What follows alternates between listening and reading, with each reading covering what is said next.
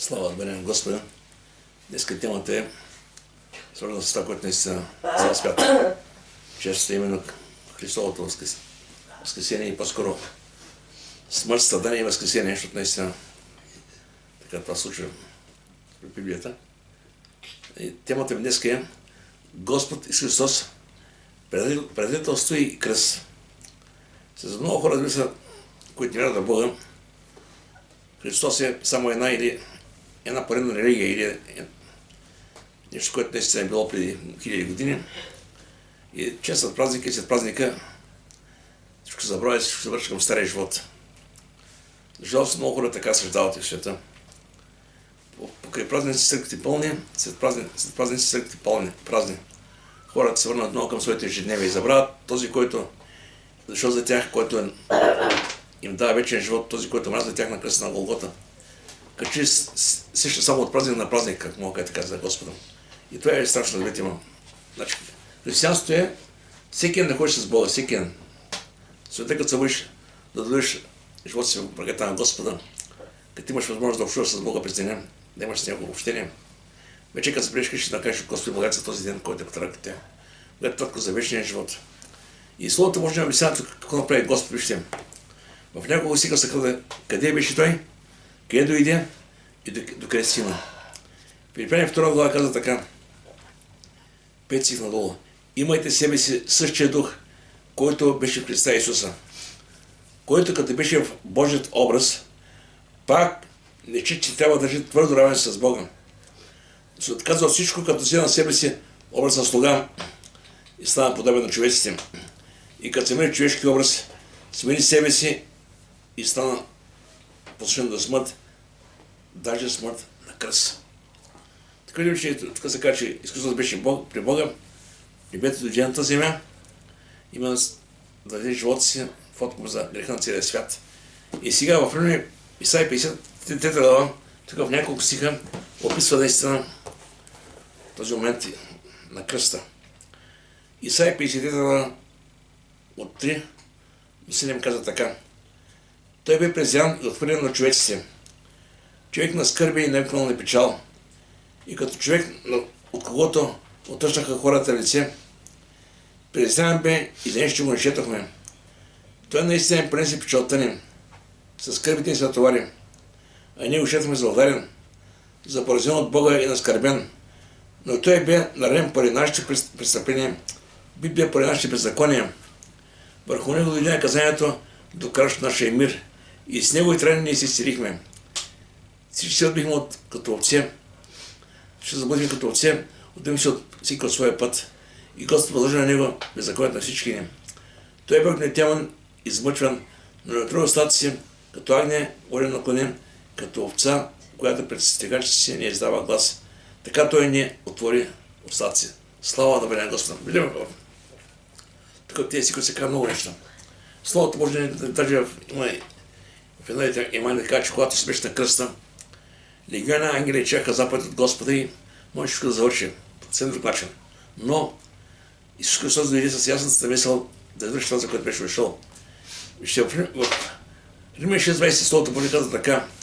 Заплатата на греха е смърт, а Божия дар е вечен живот в сърцето на нашия Господ. Сега, ако Исус не беше дошъл в тази земя, да така, че нямаше нито един праведен човек.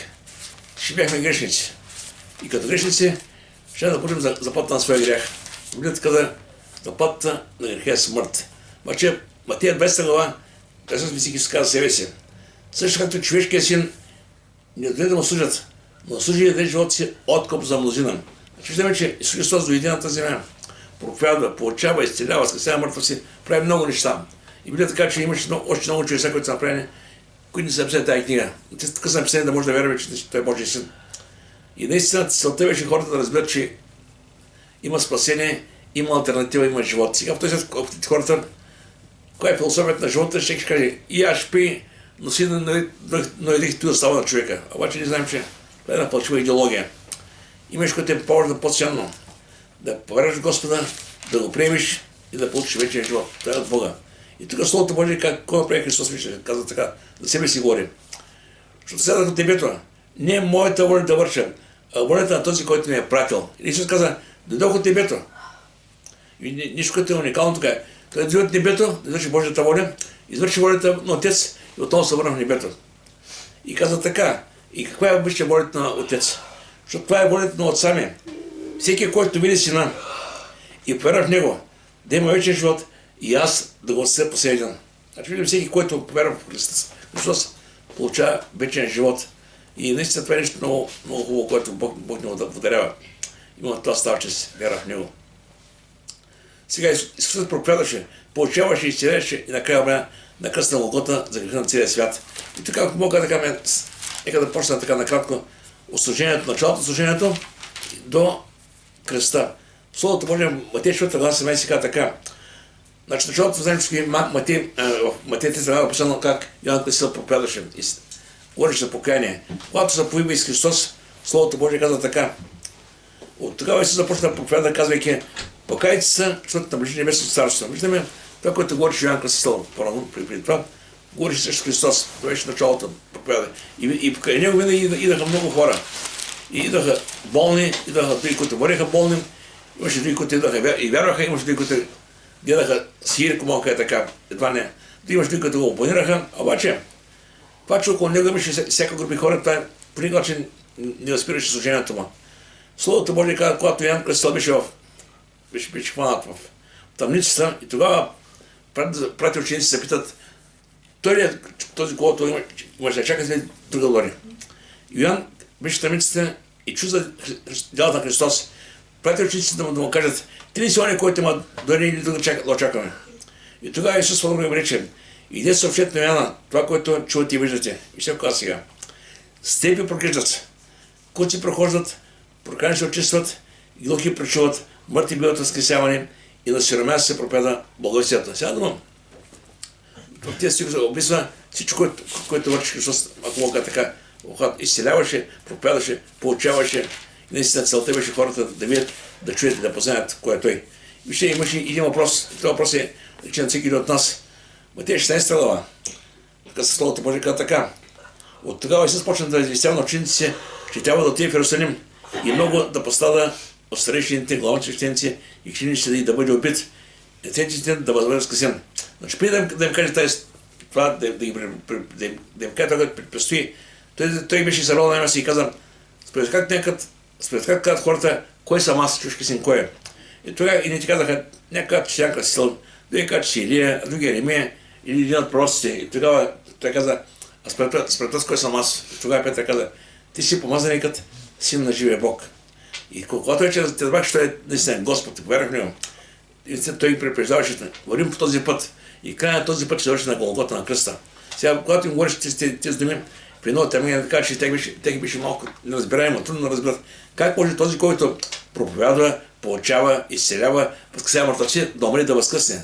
Беше за тях малко трудно разбираемо. Но, така е, че Словото Божие ни казва, че стъпка по стъпка всичко върши нататък към кръста. Защото това беше целта. И Матея 20 глава, 46 си казва така. Матея 20, 46.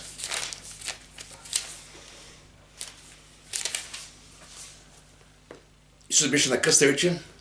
Исус извика с един глас и рече: Отче, Твоите ръце предавам духа си. И това като рече изъгна. Виждаме в няколко мига започва проповядва, върши се знамение, предадение и наистина разпънат на кръст. И в Йоан 19 Словото Божие казва, че Исус каза: свърши се. Или той каза: аз завършим делото за това, което дойдох. И наистина това благовестие, което е оставено за нас, той има същата сила и днес, както думите на Христос тогава. Някой каза така: добре, тогава Христос беше на тази земя. Той говореше, проповядаше, те виждаха чудесата, знаменията, качи по-лесно хората вярваха. Искам да кажем. И тогава имаше хора, които вярваха, и днес има хора, които вярват. И тогава имаше хора, които не вярваха, и днес има същата. Така че това е въпрос на вяра. И винаги има хора, които ще вярват, ще имат такива не вярват. Но самото дело на кръста е това, което разделя хората на две. В Коринтияни 1:18 се казва така: Словото на кръста е безумие за тези, които погиват, а е Божия сила за тези, които вярват в него. Така че една също дело на кръста. За едните хора е нищо. За хората в този свет сега, колко да им говориш, ще казва: да, не знаем. Всеки мисли, че там има един, който е мрал на кръста и какво е това. За много хора това е една религия. Един повод да съберем със семейството, да хапнем при неястие и да се споменем нещо. Обаче, За хората, които вярват в Христос, знаеш, че нещо много повече от религия. Това не е някакъв ритуал, това е истината. Истината е, че наистина Той дойде, умре за нашите грехове. И самото това, че Той дойде, умре за кръста, това разделя хората на две. И са, които вярват и спасяват, и други, които го отхвърлят и погиват. Това е самата истина. Няма седен път. Има хора, които са толерантни към християните, но какво от това? Ако не приемат Христос и не се покаят, тяхната толерантност не ги ползва нищо. Словото Божие казва така, в 1 Йоан 3 глава 5 стиха така. И знаете, че Той се яви да носи греховете, в Него няма грях. Сега друго се казва. Той се яви да носи моите и твоите грехове. Сега думам, Той дойде, умря за теб и вместо теб. Или за мен и вместо мен. Ще казва, защо Той нямаше нужда да умре на кръст. Защото той няма грехове. Заплатата на греха е смърт. Той, ако мога да направи стация, той взима греха на целия живот върху себе си и отиде на кръста и не се умря всеки един човек. И наистина си казвам така малко на една кратка илюстрация направим за това, кой го предаде, защо го предаде и как стигна до кръста, ако мога така. Лука 22 глава, така ще за заговорът и приятелство на Юда. Юда беше един от 12 апостоли, но Дани Миков реши да видим Сатана влезе в сърцето му и реши да предаде Господа. И виж какво казва сега. И смогаше, коя беше причината пък да бъде разпънат въобще. Лука 22 глава. Наближаваше празникът на безкъсти хлябове, който се нарича Пасха. И главни свещеници и книжници мислеха как да го умъртвят, защото се бяха от ливите. Знаете, че около Христос не е много хора. И сега те искат да го умъртвят, да го убият. Защо искат? Защо? Защо? Обаче страхуваха от хората. И тогава влезе Сатана в Юда, значи Искариотски, който беше учител на десетте. И той отиде да се сговори с главни свещеници и началници на стражата, как да им го предаде. И те зарадваха и обещаха да му дадат пари. И той се съгласи и търсеше сгоден случай да им го предаде, когато бил отсъствал множеството. Сега дома Исус беше един от 20-те и знаеше момента, в който ще бъдат, ако мога така само те по-малко хора с Исус, ще ли го предаде. И така направим. Въпросът е, тук проблемът е защо Юда взима такова решение. Юда беше касиер на църква. Юда обичаше да взима от касата. Понякога да краде от касата. И малко и много, когато човек върши нещо, което е незаконно, дава място на дявола в сърцето си. И дойде време, когато дявол дойде и му каза, сега време да те направиш. И виждам и да го предаде. После виждаме, че съжалява, но коя е полза от цялата работа. И тук наистина виждаме Исус Христос се проповядва на много места, но не винаги имаше тази възможност да дойде да охванат. Те търсиха точно специална възможност. Но да интересно, каква е точно причината да го убият се? Вижте, причината е описана в Йоанна 5 глава, защо искат да го убият. Защото вижте така, че книжници и фарисеите бяха тогавашните религиозни водачи. Но те не познаха Христос, напротив, те виждаха в него опонент. Един, който едва не проповяда друго учение и хората идват подред него, искаха да опремахнат от пъти си. Но коя е причината? Виж сега. От Йоанна 5 глава, 17 казва така, Исус говори, Отец ми работи до сега и аз работя. Исус говори за Бог като Отец. И затова идеите искат още повече да го убият, защото не само нарушаваш съботата, но и правиш Бога свой Отец и така правиш се равен на Бога. Значи Исус се сиряваше хората в събота, а те според тях в събота не трябва да прави нищо според закона. Веднъж нарушаваш закона и втори правиш Бога свой Отец и правиш себе си равен на Бога. И много пъти, когато имаш моменти, в които се говориш открито, те искат да го убият с камъни, но той си избягваше тези ситуации. Особено такава една история в Йоанна 10 глава, Словото Божие, когато Исус говори така, аз и Отец се едно сме. Ясно им каза, аз и Отец сме едно. Юдеите пак взеха камъни за да го убият. Те беше той пак. И си му говорим, много дела ви показах от Отца, за кои от тези дела искате да ме убиете с камъни. Юдеите му отговориха, не за добро дело искаме да те убием с камъни, а за богохулство, защото ти, бидейки човек, правиш себе си Бог. Значи, причината беше, на дума Словото Божие каза, че Юда разбрати, там Пилат разбрати, че те от завист го предават. Така че имаше много причини спред тях. Обаче, сега, нека да погледнем, Юда беше един от 12-те, в един миг да се взима решение да го предаде. И нека да погледнем как стана цялото това предателство според Словото Божие. В 6-7-50 казва така, ще погледнем самата история, така се върнем в това време, което стана това. Докато още говореше ето едно голямо множество, и той, който се нарича Юда, един от 20-те, върши пред тях и приближи се до Исуса да го целуне. Виждаме, Юда идва при Исус и казва на Манес, когато целуна, той е. И вижте какво става сега тук. И те, които бяха около него, Исуса, като видяха какво ще да стане, рекаха: Господи, да ударим ли с нож? Те бяха готови да се бият. И един от тях ударя слугата на просвещеника и му се чува от тящото ухо. А Исус проговори, казвайки: ползете му толкова и да опресят ухото му и го изцели. Виждаме, че даче тези, които идваха против Господа да го хванат, и той на тях показа милост и ги изцели. И каза така. И Исус рече на дъщерите против него, главни свещеници, началници на храмовата стража и стрежени, като се ще разбърнали с служили сопи. Когато бях всеки ден с вас в храма, не простяхте ръката си против мене, но сега е вашия час и на лъстването на тъмната. И като хванаха, заведаха и ведаха в къщата на просвещеника. Сега той когато мета, който хванаха. После има един момент, в който Исус, когато се моля в Гетсимания. И нещо, което е наистина много интересно, Исус се моля в Гетсимания и каза: Отче, ако възможно, нека тази черта ми отмине. Сега и тогава наистина нямаше от небето никакъв отговор. Исус беше готов и отиде на кръста да умря за греха на целия свят. И нещо, което е важно, Исус предаде с целувка. И да виж какво стана сега, как реагираха всичко останали. Каква беше реакцията на учениците му, това е много интересно. Когато бе строга глава, 6:51 казва така, че наистина един изкара нощ се събие. Сега те бяха готови да го защитават, но Исус знаеше наистина защо е там и защо е дошъл на тази земя. Той знаеш, че трябва да извърши всичко това. В един момент сега закараха Христос при Синедрона.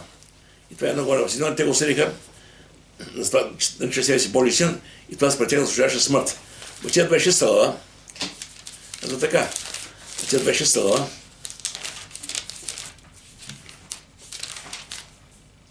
Така. Отец беше стълъва. В няколко стиха казва така. 6:46.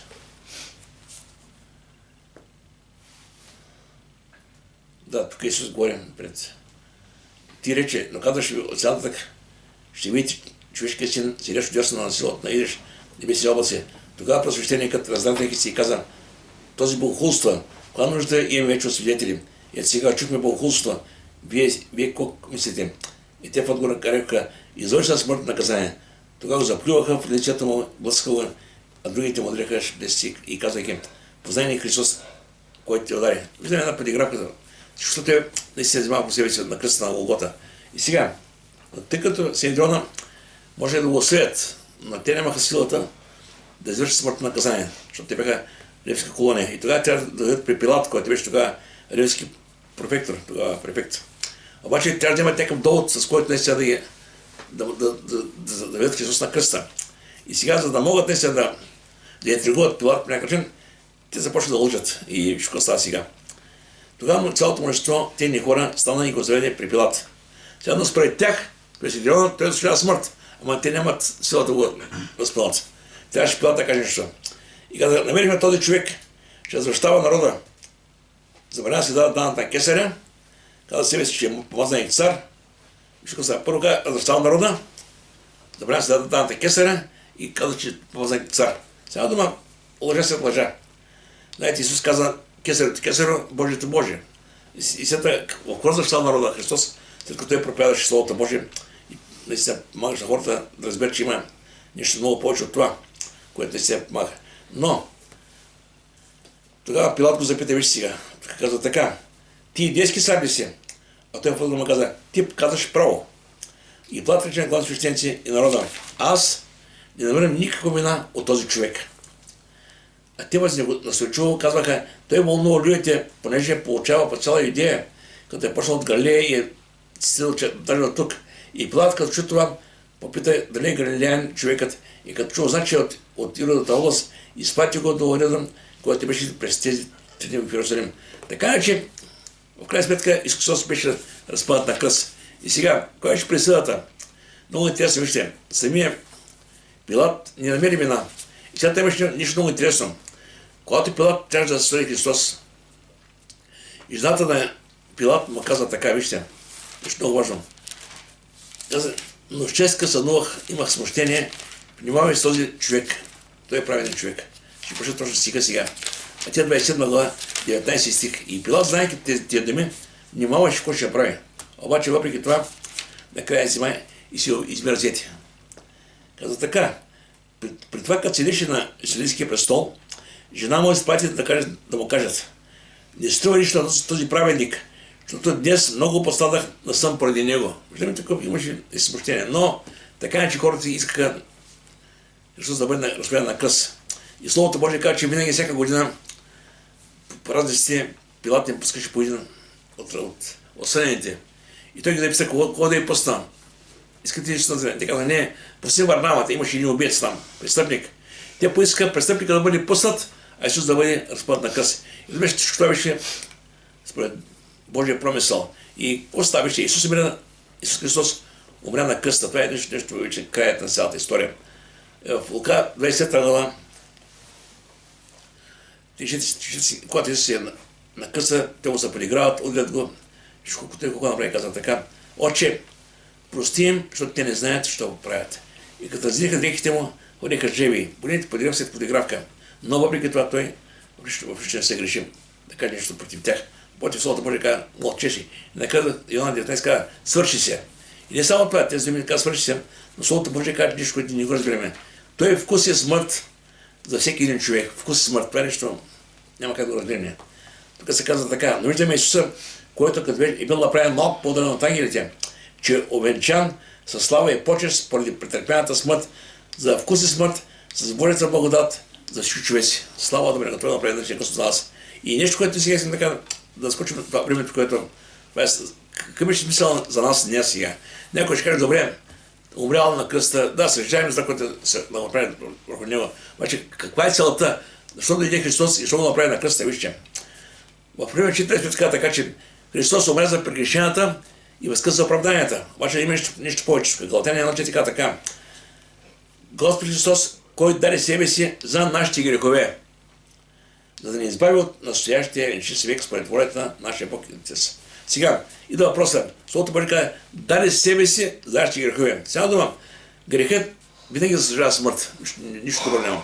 И ако погледнем сега, видите така, че всеки един човек след Адам и Ева ще са грешници. Тогава кой може да е при Бога? В Римляните 20 Словото Божие казва: поне всички са грешиха и никой не заслужава да се представи пред Бога. Значи всички са грешни хора. И пътя беше такъв: някой да умре за греха, вземе грех себе си, да може чрез вяра в него да отидем при Бога. И това направи Христос. И Христос направи мост между светия Бог и между грешния човек. А това Словото Божие казва: и всеки един, който призове Господа, има ще е спасен. Всеки един.